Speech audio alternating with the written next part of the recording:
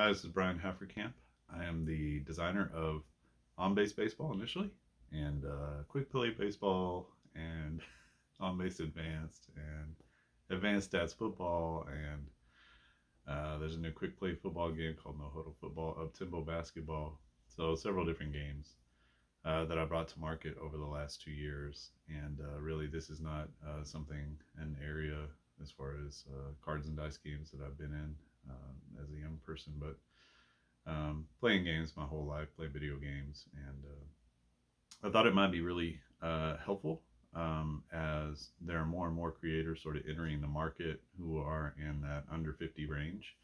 Maybe you have the itch to try to translate a sport into a cards and dice game, or maybe you're even thinking a little bit farther where you want to translate it into maybe a digital game, or you want to translate it into um, maybe a Euro style type of game that's not hardcore simulation, but maybe some aspect of a sport that you can bring to light with colorful cards and some different game mechanics. So it's a new day and age for tabletop games. Lots of people are playing them before COVID, but also COVID exacerbated that, obviously, as many people were staying home with their kids. They were staying home with their spouses or their family and not really able to see anybody else. So here's an opportunity, to stay in and play some games. So there's been a little bit of an explosion in the tabletop sports world of new games, people finding older games that have already been created, and maybe they didn't get as much play. So part of that, I think, is leading to the explosion as well. So just wanted to talk through sort of my process, and maybe it's helpful to somebody else who's looking at it saying, I'd really like to create a game, but I don't know exactly how to get started, or how do you get to sort of the end product of one of these games. And I've watched lots of game tutorial type of videos, and this one will be focusing mostly on sports, though that's the area that I have the most interest in and where I've done the most work. um, I've translated baseball, football, well, tried to translate football, and basketball. So baseball and basketball successfully, but football I'm still working on. It's a very difficult sport, American football, to the interplay between offense, defense, strategy, and then execution on the field, and then just sort of the nature of the game as far as it's sort of plodding along, and then bam, there's this big play, or sometimes it's three or four big plays and then three or four small plays, and there's a real sometimes a lack of rhythm to football that's not in basketball or baseball. But those two sports sort of have a rhythm to them that's kind of easy, or at least easier maybe to translate. So for me, the first thing to start with is what sport, right? Usually, when you're thinking about creating a game, you want to think about what's the theme? What are you trying to do? Um, what are you trying to translate as far as sports are concerned? So, is there a sport that you're interested in, a sport that isn't represented very well in the market, maybe that you're interested in? Don't have to be interested in the sport, but one thing it does help is if you're familiar with the sport. So, if you're familiar with the rules, if you're familiar with the way the game is played, uh, as far as strategies and things like that. So for me to translate soccer, um, football to the rest of the world is difficult at best, just because I don't play soccer, never played soccer for real. And I watched soccer on television before, but not more than, I don't even know if I've watched a full match on television before. Never been to one live. So there's a lot of the feel of the game that I would miss. Now, football, I played football in high school and junior high. Growing up in Texas is sort of a rite of passage to play football. Loved it, loved football, one of my favorite sports to play. And I was good at it, so that helped a lot too. Just sort of stoked that passion, but love watching college and NFL football on the weekends, and baseball too. So baseball also played from the time I was in T-ball 5 till I was out of high school. So, playing baseball was a passion of mine. I love baseball. Wanted, like everybody else, to be a big league ball player. Didn't work out. So that's the way it goes for most of us. It doesn't work out, but maybe creating a game, it gets me a little bit closer to the game. Baseball is where I find sort of more identity. Um, if I had a choice and someone said, "Do you want to come work for this team?" I would say yes. In a heartbeat. It's a sport I love to be around and enjoy being around a lot. So I put a lot of effort, time into understanding this sport, and that's just on my own personal self. But that helps to translate into the game because when you are keeping up with the sport, and you're keeping up with what's happening, those things are leaking into the game because you're seeing it from that perspective as you continue to keep up with the sport. For basketball, grew up playing basketball again from the time I was in like Pee Wee basketball, City League kind of basketball when I was in elementary school, all the way into college. Played a little bit of college ball, and that's also a sport that I found dexterity in. I'm 6'4", so I found a little bit of more natural kind of place in basketball. Although I feel like I was a better player after I stopped playing in college than when I was playing in college. But and some of that is just understanding the game more, really, honestly, and more time to play and practice, and didn't have school in the way and stuff like that. So I just feel like it's a game that I deeply understand when I'm on the floor, when I'm watching it. Some of that is through coaching, some of that is through playing. Um, so if you have some experience at a sport, especially if you have, beyond high school experience and you've been taught really some of the finer points of a game, then that's maybe a good direction to go as well for a game. Just because you have some expertise, you have some insight into the game that most people don't have. You understand what it's like to be a player, to be involved in the middle of the play, and maybe you can even bring a personal sort of first person perspective to a game because you know what it looks like on the floor.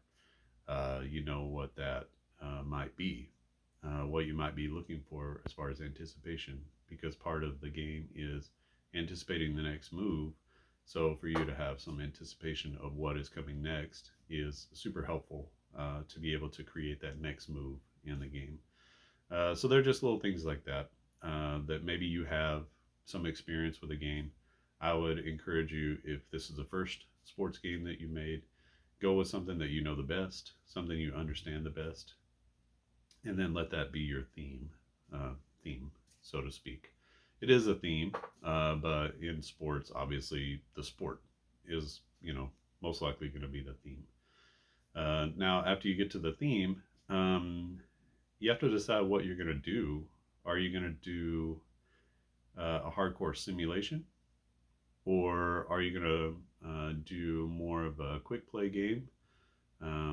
Or will you do something in between? So, like, you pull out one aspect of the play, one aspect of the gameplay, and focus on that. So, I think we've all played games where, let's take football. There are lots of different parts, right? So, there's sort of the GM player personnel part. There is the on the field execution part where you actually line up and run the plays. Excuse me. And then there's the coaching part, which is a huge strategy part that sort of sits in between personnel and being on the field. So those are three major areas that you can focus any game on. So you could create a game just about being a GM, and then the games are simulated. Um, you could focus on just the coaching part, where all player personnel decisions are either decided beforehand or sort of there's a simulation engine for that. And then there's a simulation engine for the football execution part on the field. But all of the decision making from the player's perspective is in the coaching. So there's sort of the strategy part there. Or you can take the third part and just coaching, GM decisions, personnel decisions are already made, or they're made with some sort of automated system. And then everything on the field is you controlling where to run, or you're being told where to run, and then you're making decisions based off of where to run. And then obviously with some of these, some guys just like to, and ladies, they just like to watch the plays unfold. So that's a part of it too. Do you want to be involved in a heavy way, manually choosing all of these things? Or do you want it all to kind of be automated and based off of tipping the scales and the balances of luck in the favor of one team or the other, based off, based off of their individual attributes, special attributes that each team has, based off of real life, based off of fictitious teams, whatever it is. So there's a few things to decide as far as, what do you want to focus the game on? So you have this sport, you have football, basketball, uh, football around the world, international football, you have baseball, you have cricket, you have curling, whatever it is, whatever your sport is, right? Highlight, I've seen before. Auto racing is a big one. So you're looking at the sport. Okay, that's good. We got that sort of squared away. I'm going to do a racing game, or I'm going to do a Formula One game, or I'm going to do a baseball game. So then after that, what aspect of the game do you want to bring out? What do you want to highlight?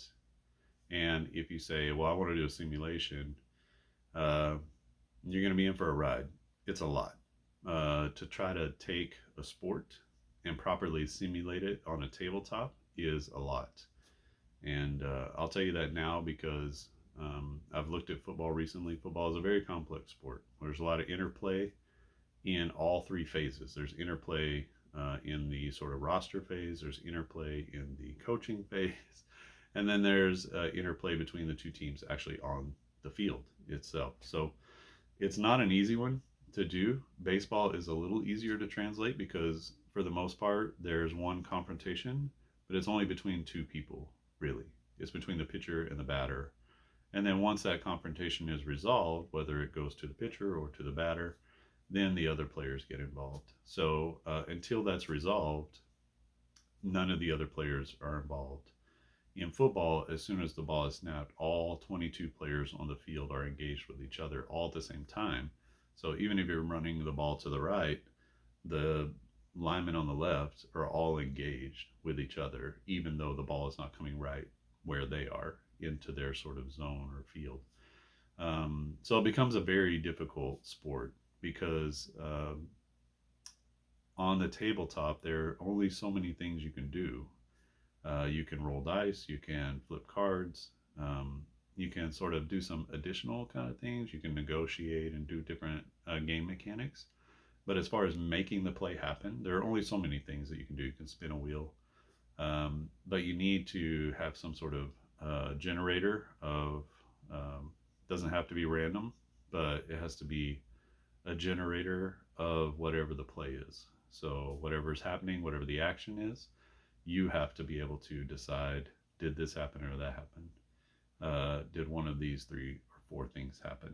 So you need some way to do that. An easy way is dice. An easy way is to flip cards where you have predetermined sort of results, FAC cards. There are different types of ways to do that. And as you look out into the market, you'll find that those are the two most common ways are dice and flipping cards.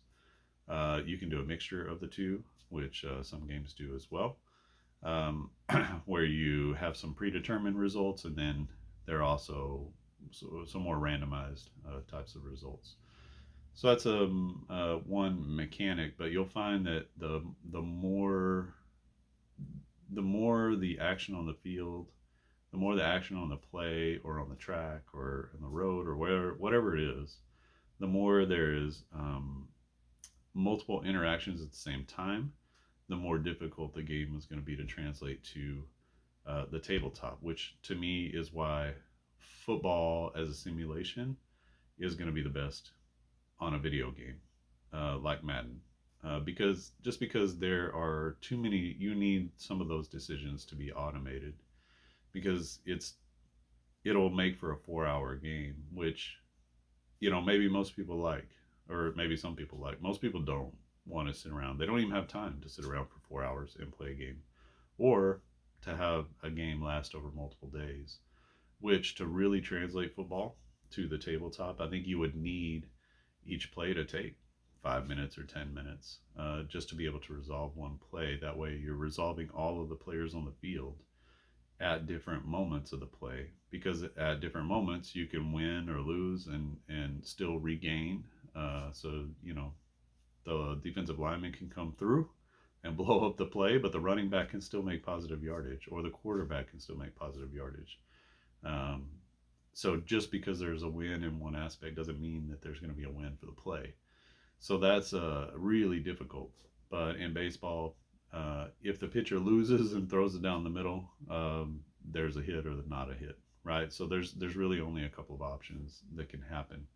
Now, what that hit is, there's multiple options. If something happens in the field, then you've got multiple options there as well. But as far as the actual interaction, the main interaction of the play between the batter and the pitcher, that's what you have. You have this one-on-one type of feel, and it's kind of a mano a mano type of game. So boxing, same thing. It's one-on-one. Tennis, one-on-one. Unless you're doing doubles, then it's 2-on-2. But still, the variables are quite small for that. For golf, it's 1-on-0, right? For the most part, golf is just internal to yourself. And it's a game that is one on none, right? It's just yourself playing against yourself. So, what does that one person do against maybe the elements or the course? So maybe it's a 1-on-2 or a 1-on-1 sort of situation where you're against the nature, you're against the course, you're against the flight of the ball. So just things to think about as far as what do I want to translate from this game. So let's say it's baseball, and you just want to focus on the batter pitcher interaction. You want fielding to be automated.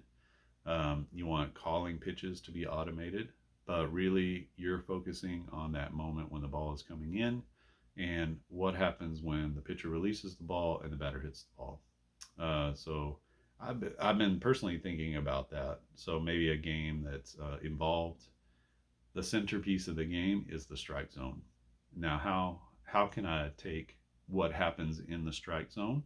Because that is the moment that the pitcher and the batter come together, right? That's the space that they come together, is right over home plate. So the pitcher is 60 feet away, but as soon as he releases that ball, when that ball that comes from the pitcher is involved with the batter, is right at the plate.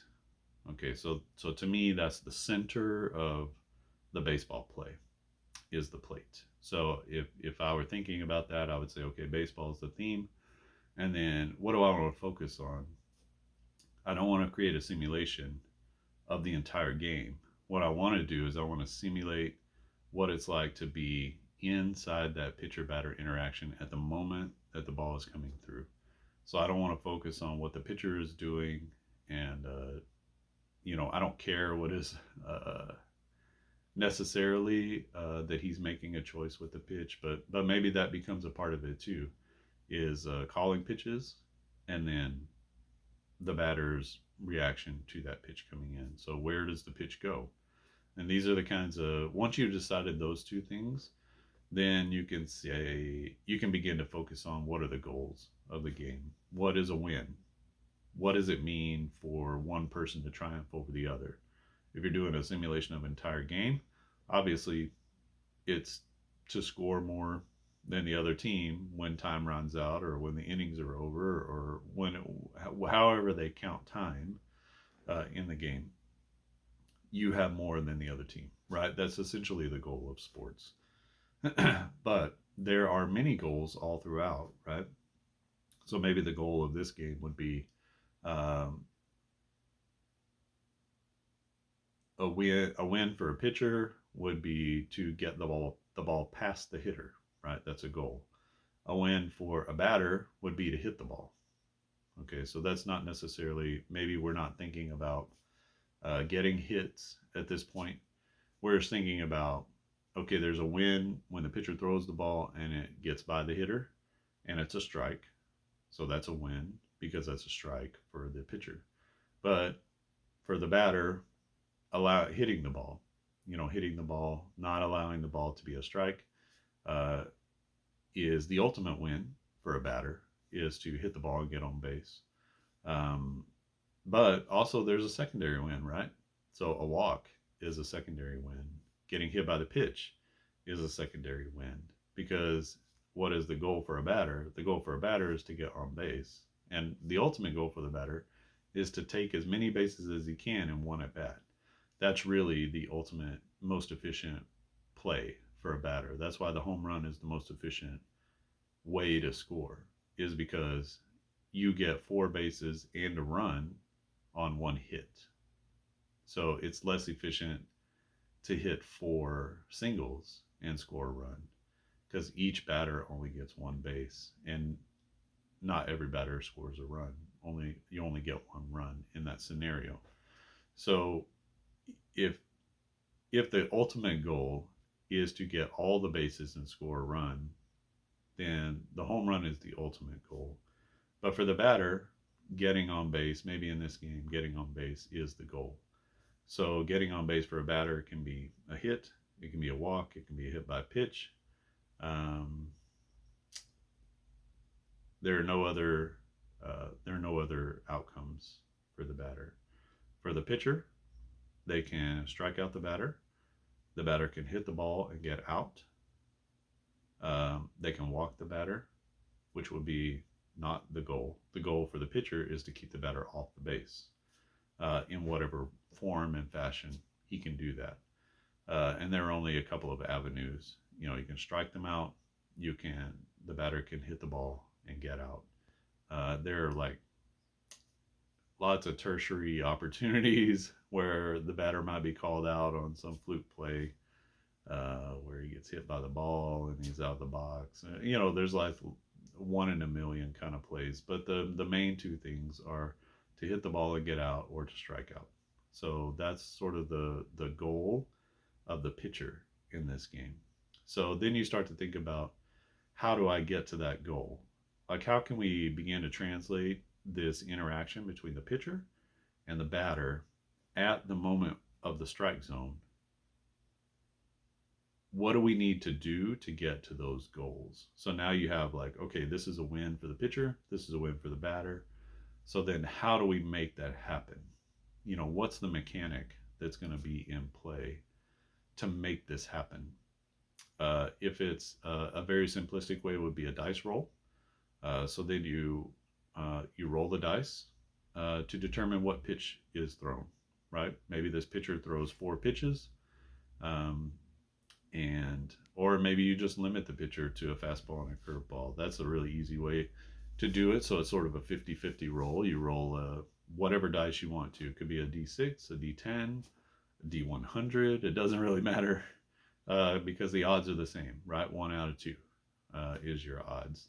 So whether you're rolling a 6-sided die, where 1 to 3 and a 4 to 6 is the other pitch, that's the same odds as rolling a D10, and 1 to 5 and 6 to 10 it's the same odds. You're at 50%, right? You have a 50% chance of throwing a fastball, 50% chance of throwing a curveball. So then we have our pitch determined, and that's determined a little bit more by luck than by skill. I think you build skill into it later. So what I would say is get the game working. So get the action working between 2 generic players, 2 generic teams. And then once that happens, then you can begin to think about, okay, should we be tipping the scales in favor? Because in sport, obviously there are some players who are better than others, right? There are Hall of Fame players, there are average players, there are really bad players. Relative to everyone else. They're not bad relative to most people in the world, but they're relative to all the other players in the league. They are on the bottom end. There has to be a bottom, a middle, and a top. So there is some distinction between the players, and you begin to build those distinctions in once you have the mechanics down to make the play go from start to finish. So with generic players, okay, we're just going to do a 50-50 roll. That's not how it is in real life. I understand. Usually, pitchers are going to throw one of those pitches more than the other. So let's not focus on necessarily that ratio right now. Let's just do a basic. If it's a one, it's this. If it's a two, it's this. If it's a 1 to 3, it's this. If it's a 4 to 6, it's this. So that makes the pitch selection a little bit easier. But what you're doing is you're setting up the ability to do pitch selection. Okay, if that's one of the ways that you want the pitcher to get to the goal is to select his pitches, then that becomes something that you need to build into the game. Because just like writing computer software, everything that happens in the game is on you as a designer or creator. If you want it to happen, you will have to build it in sort of line by line. So you're going to have to make all the, you're going to have to set out all the possibilities within the game. And sometimes, you can cut those corners and things like that with just a dice roll. And that helps to do that. Or you limit the possibilities, and that's going to simplify the game if you limit the possibilities. So at the beginning, I would say limit the possibilities. If you want multiples, and eventually you want everyone to have 4 pitches and they choose between those 4 pitches, or you want every pitcher to have a realistic representation of their pitching repertoire, then you have to set up the game anyway to be able to do that. Whether you have 2 pitches or they have 4 pitches or 6 pitches, you have to set up the game mechanic so that you can figure out which pitch to throw. So I would start simple and then begin to elaborate. So it's a little bit like you're kind of writing an outline.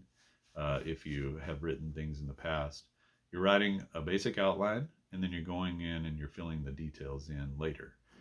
So kind of thinking about the game in that way. You have sort of a broad topic, and then within that topic, you have sort of a direction that you're going to go within that topic, because that broad topic has a lot of different parts to it, right? And then from that topic, you sort of narrow it down even farther, and then narrow it down even farther into the details of the paper or whatever you're writing. So the details of the game will come. Those will come at a later stage. So at this point, you're sort of focusing on getting the major parts of the game to work so that the goals can be met, so that you can determine a winner. Okay, so you need the play to happen so that you can determine a winner. Did the pitcher win the at bat? Did the batter win the at bat? And remember, just keeping our goals in focus is going to help us. So we have what pitch to throw, and now we need to know where did the pitch go, right? So that's once the pitcher releases the ball, he is trying to determine to throw the ball in a particular place. That's part of being a Major League Baseball pitcher or any baseball pitcher. You're trying to throw it at a particular place, and that place is the strike zone, or maybe you're trying to throw it out of the strike zone, trying to entice the batter to swing at the pitch so that it looks like a strike, but then it goes out of the strike zone and he either misses it or he hits it very weakly and is not able to get the heart of the bat on the ball and hit it hard. But instead he hits it very softly somewhere and it becomes an out. So for the pitcher, it's not just about the strike zone. It's about the strike zone plus whatever is outside of the strike zone. So I'm drawing diagrams as I think about this, not right now, but as I think about this game, I'm drawing diagrams and I'm thinking, okay, we have the strike zone, and then we also have sort of an area outside of the strike zone. Now you have multiple variables, because if each of those is a box, and most of us have seen the strike zone as a box, you've seen it as one singular box on a television replay or a televised game. But then there's sort of, everything outside of that would be a ball. So now you have 2 more variables, right? You have the 2 pitches, and then now you have a ball and a strike. So you have one box that represents, if it's in there, that it's a strike. And you have another box, and basically everything else outside of that box is a ball. So if you throw it into the stands over the first base dugout, that's the same as throwing it 2 inches below the zone out of the strike zone. So it counts the same. So you don't need necessarily to create a smaller second box because there's not in this particular scenario. But that might be a complexity that you want to add in. Is there is a difference between just outside the zone and everything outside of that. So you have like a little border buffer zone that maybe that's an enticement zone. And now the batter has to make some sort of decision. Do I swing at it? Do I not? And maybe that's based off of his own actual abilities if you're using real players. So now you need to find some way, some mechanic to determine is it a strike or is it a ball. Again, the easiest way to do that is to roll some dice or to flip a card that's randomly ball or strike, and then that tells you, okay, this is a ball, which is outside the zone, or this is a strike, which is inside the zone. And so once the ball gets to the zone, once it gets to the plane, the front plane of the box of the home plate, that is where the batter has already made a decision. He's made a decision halfway to the plate. And so this might be another wrinkle. Do you want the batter to make a decision? He needs to swing or not swing, right? In real life, batters make that decision about halfway to home plate. So they're watching the ball. Is this a ball that's coming in a way that I want to swing at it? So that's a decision that they're having to make. So that could be really a complex. This whole situation could be very complex, right? But maybe the batter in this game is just waiting to see the pitch as it comes to the plate, and you're simulating the swing. He's already made the decision one way or the other, and he's going to swing. So the batter can do two things: he can swing or he can let it go by. Right? It's sort of like that's why baseball is kind of simplistic in some ways, because a lot of the decisions are either or, right? It's either swing, don't swing, bunt, don't bunt. So it's got sort of a binary kind of feel to it. And binary is easy because you don't have a third way or fourth way to try to decide what to do. It's literally you can roll the dice and it can go this way or that way. And then again, you're sort of tipping based on the kind of hitter. So Barry Bonds is a different hitter than I don't know, different than Ryan Sandberg, different than Mark Grace, different than Don Mattingly. Right? Those are all different kinds of hitters. They have different strengths. They do different things. Maybe there's some overlap, but also is one more patient than the other. So there are ways that you can bring in more modifiers so that it feels like those people are batting whenever you see and then that will also lead to the results for those players to be a little bit more like how that player played than just some generic hitter. But at the beginning, if you're going to use percentages, like percentages of swings, I would just use league-wide percentages. So you have a league-wide pitcher, you have a league-wide hitter, right? So if you want to decide, okay, most pitchers don't swing, or most hitters don't swing 50% of the time, find out. There's lots of stats available. How often does a batter swing at a pitch that's inside the zone? How often does a batter swing at a pitch that's outside the zone? And as the ball comes in or out, now you're rolling dice. Let's say it's 20% of the league swings at pitches inside the zone. So now you have a dice roll where you need to get to sort of a 20%. 20%, 20% of the rolls are a swing. 20% of the rolls are 80% of the rolls are not a swing. So then you just need to get to how do we need to do that. That could be, again, flipping cards. It could be spinning something. It could be rolling dice. It could be rolling multiple dice. It could be rolling one die. So let's say you have a 100-sided die, and there are 100 opportunities. And so if percentages work really well with D100s or 2D10s because those are on a 100 scale. right? So a 10 and a 10 for a lot of games is a 100. But you can also roll a 0 and a 1, a 0, 2, a 0, 3, a 4, and a 0, a 40. So you have this 1 in 100 chance with these two dice. That's why you see 2d10s used a lot when there are percentages involved, because you need that out of 100 chance, right? So let's say out of 20% out of 100% swing at pitches inside the zone. So you have your D100 or your 2D10s, and 20% of those rolls need to go to swinging. 20 and 80% need to go to not swinging. The easiest way is to say 1 to 20. From a 1 to a 20 is a swing. From a 21 to 100 is a not swing. Or you could say 1 to 80 is a not swing, and then 81 to 100 is a swing. Those are sort of decisions that, detailed decisions that you need to make. How do you want the game to play? You should try it both ways and see which one feels better.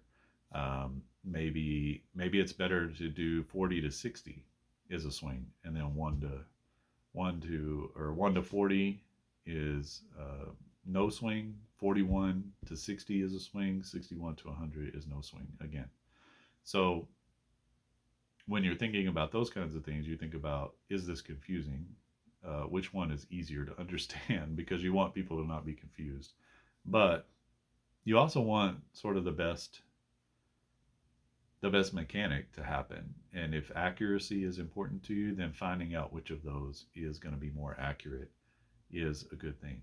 So if you're using, use computerized dice that are randomly rolled, and then use regular dice and see, is there a difference between them?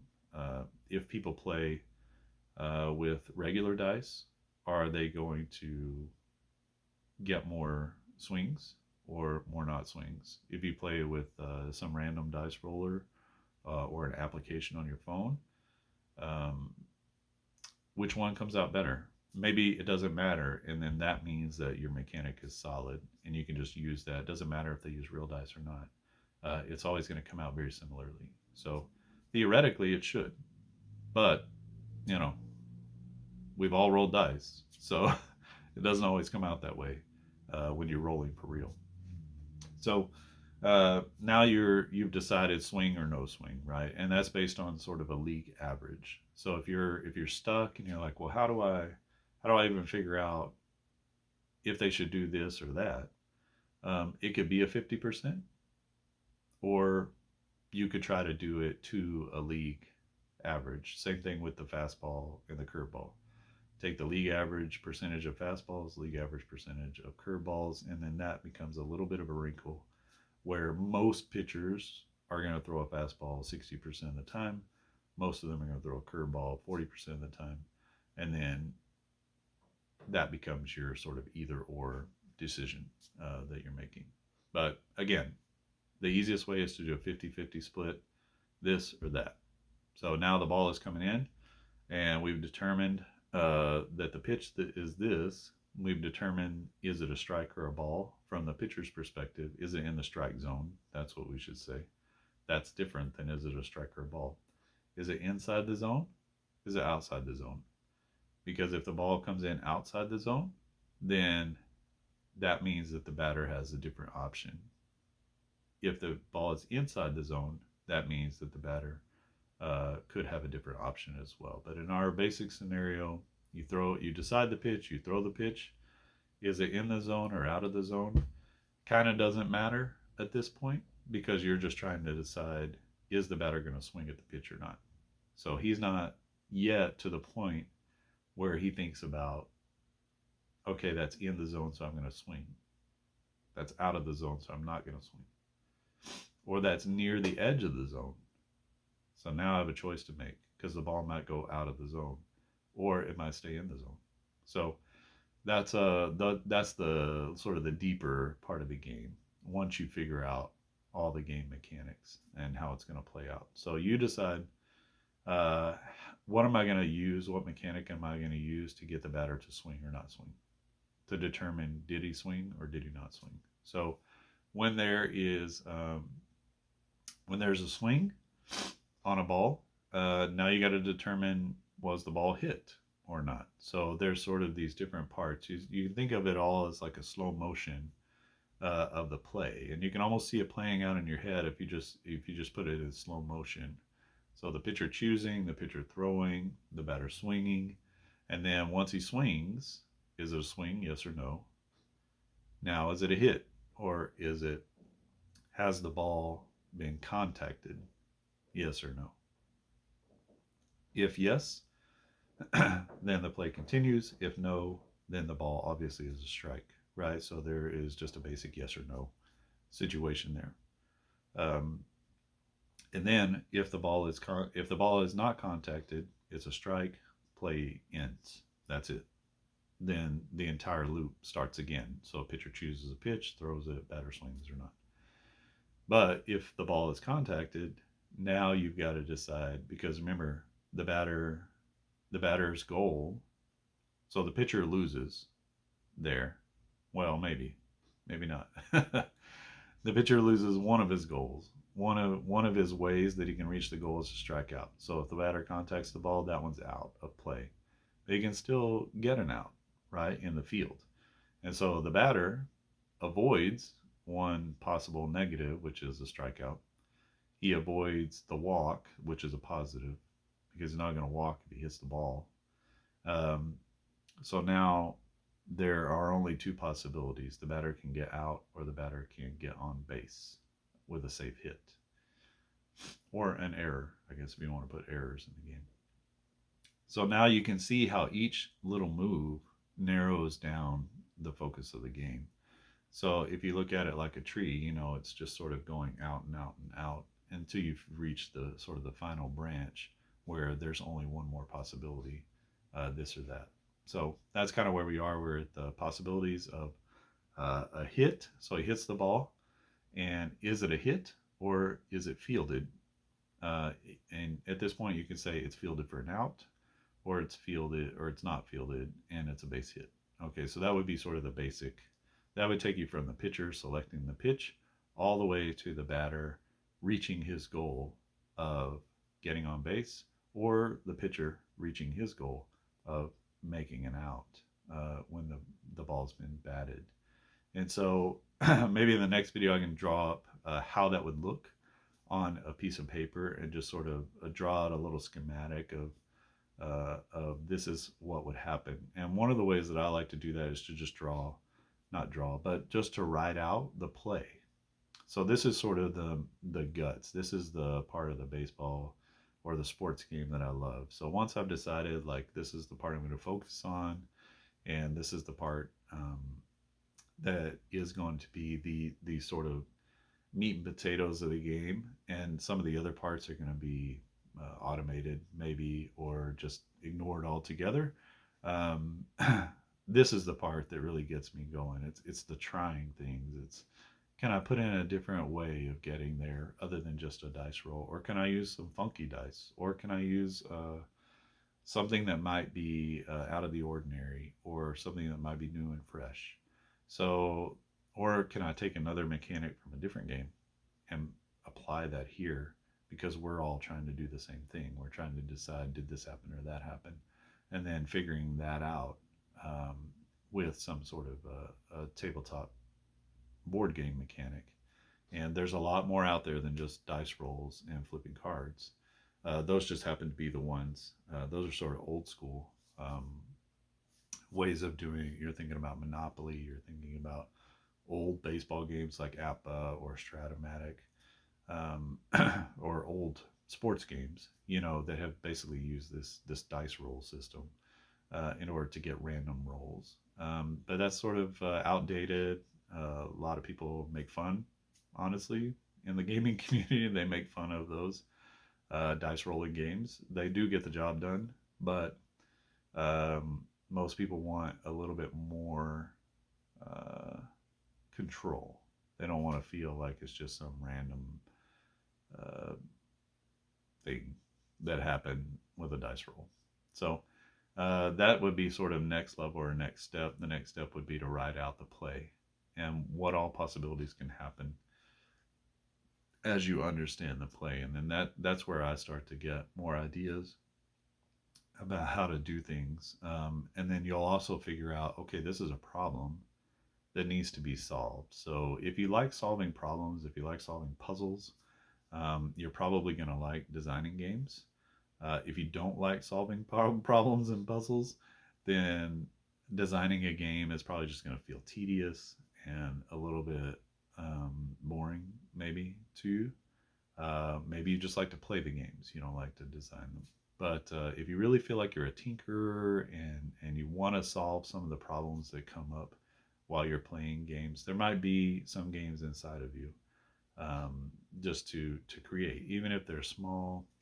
I think a small fun game is just as good as a big, huge, complex game that is sold in a store or something like that, where it might take hours and hours. But if you can play a game and get the feel, what you're trying to do is like pull in the feel of the sport.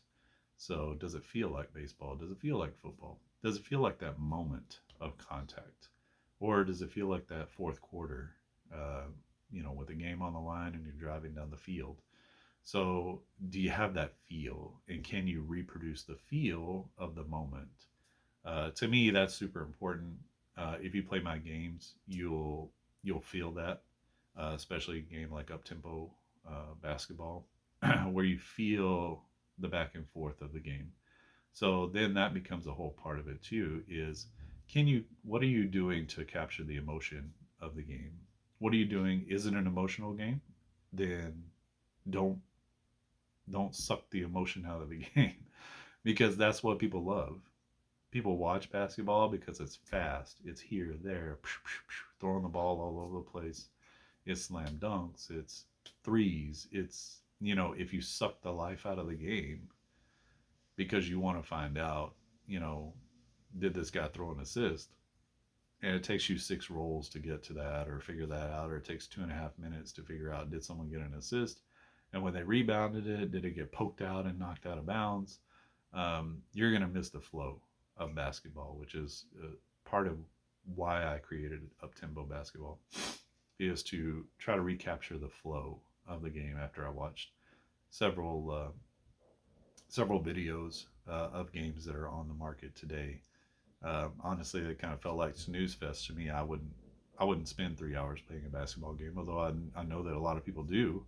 But there had to be another alternative. There had to be another option, more than just I roll 3 times and get a final score. Um, an option to play the game, but also play it with the flow of basketball. Same thing with hockey. Hockey's got a flow to it. It's got a beauty to it, kind of silky. When you're watching guys play, and then sometimes it's chunky because you got brutal enforcers out there who are just knocking people all over the place and keeping from it being a silky flowing game. So you have that sort of dichotomy of flowing and stopping the flow, which is the point of bruising, enforcing teams, right? So, but the point of a Gretzky is he's beautiful. He's skating all over the place. He's fast. Uh, he's got flow to his game, and so you want to be able to capture that. And to me, if I was thinking about hockey and I was thinking about the feel of hockey, those were the words I would use. That would be what I focus on. There's flow, there's sort of a movement from one to the other without any sort of stopping or momentum change. But the nemesis is the one who wants to stop the flow. So then you got to build those two things into the game. There's a way to stop the flow, there's a way to create the flow. And then that becomes sort of the feel or the aesthetic. Excuse me, the aesthetic of the game. So, can you recreate that on the tabletop? Yes. Will you have to cut out some of the parts that you love? Probably. In order to create some sort of aesthetic for the game. Otherwise, you're rolling to get to a result. And that has its place, but you need to figure out what place it has in your game. It can't be the whole thing. Young people we play too much. We play too many great video games that make you feel something, um, in order to capture someone younger than 50. It's going to have to feel like something, right? You're going to have to get a feel of the game. And, some older games do a good job of that, some don't. Um, so just my 2 cents. But if you're creating a game and you want to feel the game, then you should feel the game. Uh, you should feel it. You should feel what's going on in the sport, and then you should understand before you go out as you're choosing which sport, which game. You should understand what is the feeling of football, what is the feeling of basketball, what is the feeling of hockey, what is the feeling of soccer. And so you want to try to capture and bring some of that in. That's not detail work. That should become a part of the game. That should become a heart of the mechanic that you're choosing. Especially if you're cutting corners in different places. You don't have any excuses now to make a boring game.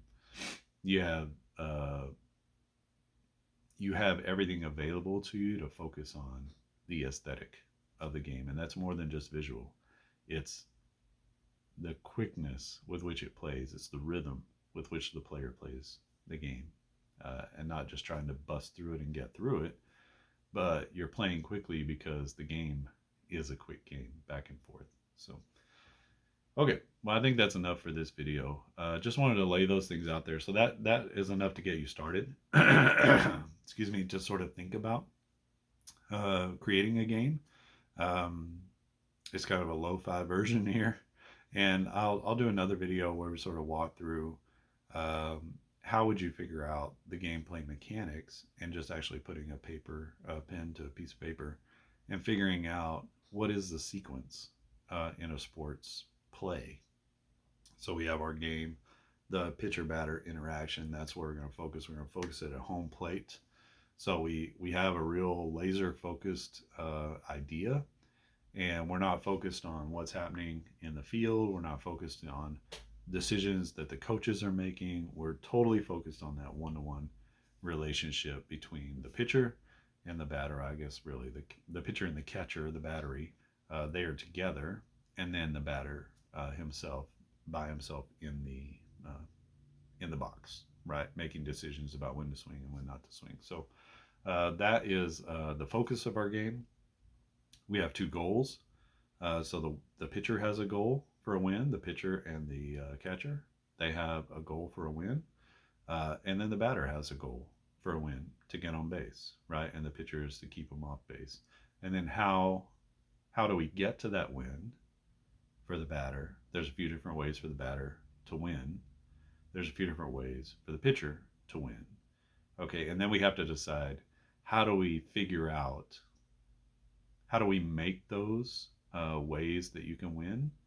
How do we make those happen? So you might think of them in terms of tactics, or tactics versus what's the other one? I can't remember right now, but there are ways that you can go. There's sort of strategies, and then there's tactics, I guess. But there are different tactics that the pitcher can use in order to meet his goal, and there are different tactics that the batter can use in order to meet his goal. And so, how do we create a mechanic for those tactics to happen? Right, we need to create a mechanic to decide which pitch to throw, because deception is a part. We need to create a mechanic for swinging or not swinging, because that also is a part of it for the batter. So then we have to decide, how are we going to get there? So that's the meat and the potatoes of the game. And then after that, you need to decide the finish of the play. When is the play finished? And then when it's finished, how are you going to restart the next play? Because that's a big part of sport, right? In baseball, another batter walks to the plate, you have a runner on first base, the entire loop starts over again. Or the batter wins that, or the pitcher wins that one, gets a strike, and then it loops over again. Or the batter wins that one. There's a ball, and then it loops over again with another pitch. So sort of deciding, in that loop, when does it start over, so that you can sort of begin to get the rhythm of the game down later on. Then that's sort of later in the game where you're refining a little bit more, but thinking about the rhythm, uh, choosing a mechanic that works well with the rhythm, but also gives you whatever accuracy you want, whether it's super accurate or not. Okay, I think that's it. Hopefully, this has been interesting, educational. I don't know. Um, this is the beginning of a journey for me. I'm not. I've created games in the past. I've created web-based games. I'm a web developer by trade, and so I have created web applications and web games and things like that. But tabletop gaming is something new to me. So I've been learning a lot, been just looking at everything that I can that's on the market: quick play, long play, simulation, total fictional, crazy like monsters playing sports or robots playing sports or whatever it is, just to see what people are doing. How are they solving the problems? And really, that's what, as a web developer, that's what I do. I solve problems. Um, People have problems. They have communication problems. They have branding problems, and they need someone to help them solve those problems within the context of the web. So that's what I do. And then that problem solving idea is just being translated to a different space, right? You're solving uh, the batter pitcher problem. You're solving different problems within the context and the confines of a game, and within the rules of the game, and within the moment of the game. So that's a little bit where I come from, and hopefully this is good. Hopefully it leads to more games. The more games, the merrier, because there are all kinds of different players looking for all kinds of different things, and they're not all finding it in the products that are at market right now, because maybe they are only interested in a part of that interaction, and then they get a little bit of that in the game, but then they've got to deal with all this other part of the game when they just prefer not to. You see this sort of in the app space. You look on either of the app stores for video games about a particular sport, you're going to find all types of different ways of translating these different sports. And some of them are focused on, like laser focused on different parts, like a quarterback throwing the football. And then some of them are full on sims where you choose the plays and the players and you're doing all this kind of stuff.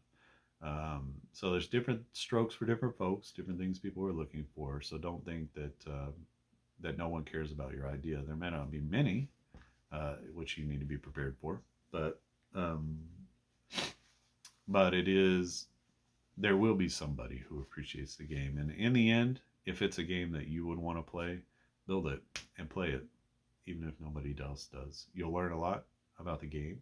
You'll learn a lot about the players. You'll learn a lot about yourself whenever you make something out of nothing.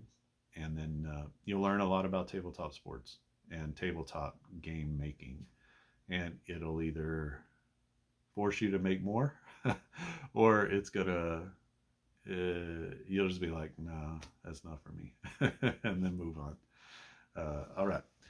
Well, if you have any questions or comments, leave them down in the comment section below. I'd love to hear it. This video's gone a little longer than I thought, but it's a good introduction to the things that you need to think about if you want to get into game design, especially sports game design. If you think I'm off my rocker somewhere, or if you think you disagree with something, leave it down in the comment section. I'm not afraid of your disagreement. Be kind, be generous, realize that I actually have brought products to market and made money on these games. So I'm not just speaking from no experience. Even though I don't have 50 years of experience, it doesn't mean I don't have any. So just think about those things and check out my games. You can go to onbasebaseball.com, and I have 3 baseball games. So a quick play, sort of long, similar to what I just described to you. That was a similar process to On Base Advance. And then also I have On Base Baseball, which is sort of a medium play baseball game. It's not quite. It's more like an app basic type game, but maybe with a little bit more. Maybe not. I don't know. And it's based on sabermetrics, which is a little different than most games out there. And Uptempo Basketball Game.com is the Uptempo basketball game. I've got 4 seasons out now. From the 80s and 90s, I'll be working on the 2021-22 season, so the one we just finished.